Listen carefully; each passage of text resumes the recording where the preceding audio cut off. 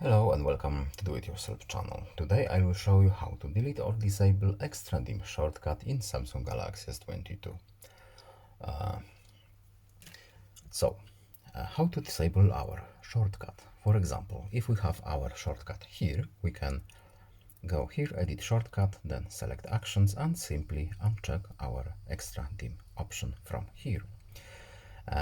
But we can also go to settings, then we are looking for our accessibility options menu here, then visibility enhancements, and in extra dim menu we have extra dim shortcut.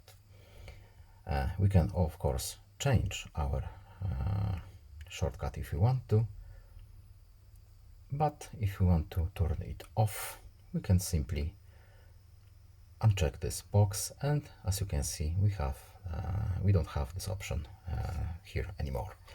That's it. I hope this video was helpful to you. Please leave a like and subscribe. Have a nice day and see you in the next video. Goodbye.